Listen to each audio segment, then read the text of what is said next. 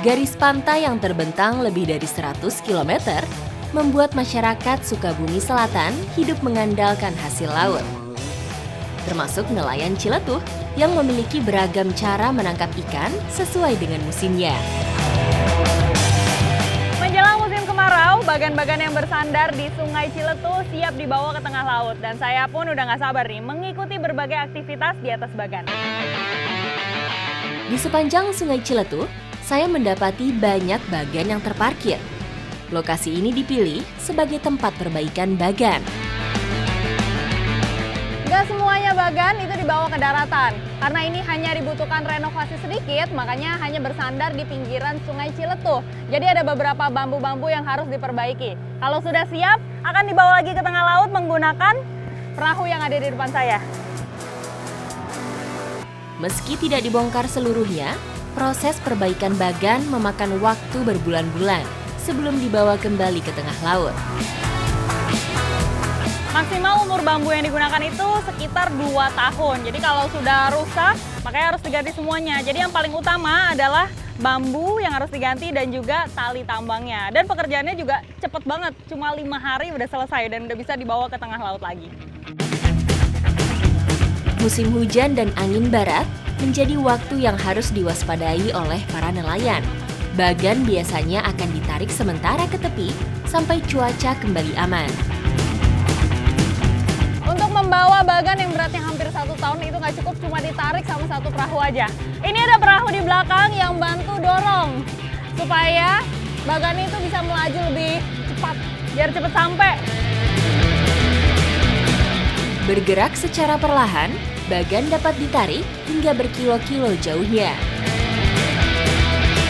Ini sekarang kita udah bersiap ditarik sama perahu yang lebih besar dengan kekuatan yang lebih besar juga. Nah, perahu kecilnya itu tetap ikut ke tengah.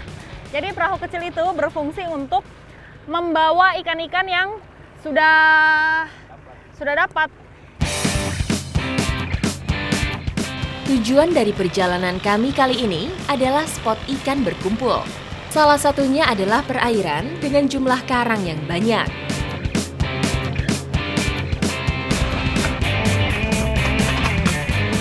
Oke, ini jangkarnya sudah turun di kedalaman kurang lebih 30 meter. Dan bagan yang kita pakai ini namanya adalah bagan apung. Jadi ada 2 jenis di sini, ada bagan tancap dan juga bagan apung. Kalau bagan apung itu lebih fleksibel, jadi bisa berpindah-pindah. Target tangkapan bagan apung merupakan ikan pelagis yang hidup berpindah-pindah. Karena itu, bagan dapat dipindahkan ke lokasi baru, mengikuti letak gerombolan ikan. Di sini menjadi lokasi yang tepat, karena memang banyak karang dan di sini tuh banyak ikan-ikan kecil. Tuh lihat, di sekeliling kita juga banyak bagan-bagan.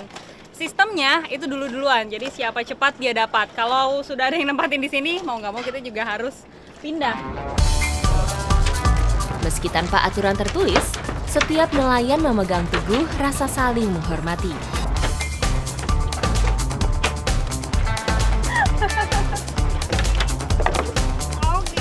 Salah satu persiapan yang dilakukan itu masang lampu.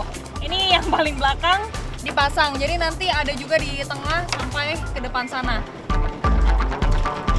Dalam proses kerjanya, bagan sangat mengandalkan lampu untuk menarik perhatian ikan. Sistemnya itu memang dilepas pasang, karena kalau dibiarkan terus kayak gini akan membahayakan. Lampu ini menjadi umpan para ikan. Kayak kita nunggu gelap dulu nih, baru nanti lampu-lampunya kita nyalain. Tidak berselang lama dari matahari terbenam, bagan langsung menurunkan jaring. Jadi sekarang jaringnya udah mulai turun, jadi dia itu sampai ke kedalaman 12 meter. Nah, didiamkan, itu kurang lebih berapa lama, Kang? 1 jam ada? 2 jam lah. 1 sampai 2 jam. Nyala lampu yang mengarah ke laut menarik perhatian ikan untuk berkumpul dan mencari makan di sekitar sumber cahaya. Wah, itu ikannya udah kelihatan banyak. Ini jadi sambil kita tarik dulu jaringnya. Dan yang didapatkan tuh gak cuma ikan, tapi ada cumi juga. Terus tadi ada ikan besar deh kalau nggak salah lihat. Nanti kita buktikan. Jaring yang sudah ditarik ke atas, kemudian diikat agar ikan terkumpul di satu titik.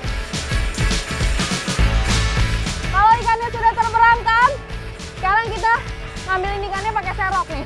Lagi diambilin. Ayo tarik. Wah. Ini langsung dapat ikannya segini banyak nih.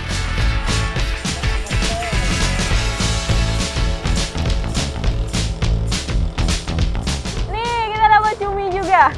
Tadi ada 3 saya hitung cuminya.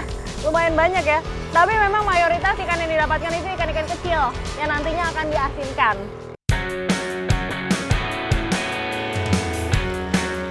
Selama 1 malam penuh, proses menaik turunkan jaring berlangsung tanpa henti.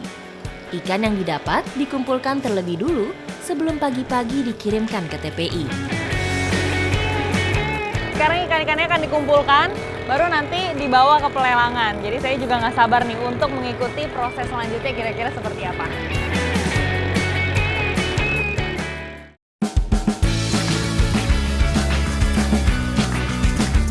Matahari baru saja menampakkan sinarnya, namun perahu silih berganti bersandar di TPI Ciletuh ini.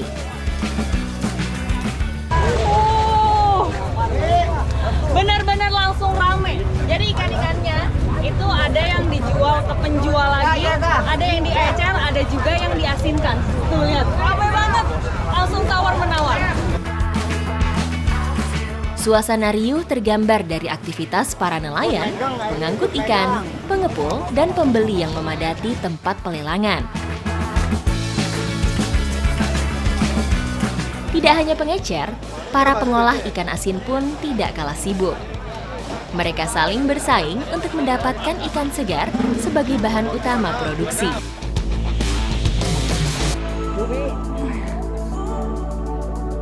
Nah, kalau ikan-ikan yang kecil ini akan segera dibawa ke tempat perebusan dan dijemur dijadikan ikan asin.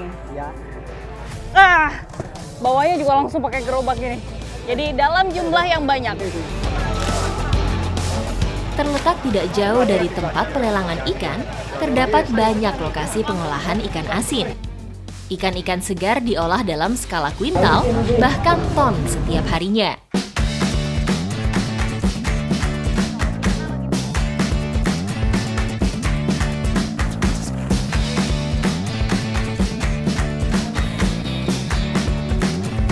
Di Ciletuh, Bagan menjadi penggerak perekonomian masyarakat setempat. Terlihat dari tersebarnya ratusan bagan di pesisir dan juga hasilnya yang nggak main-main. Ikuti jejak saya, Jejak Petualang.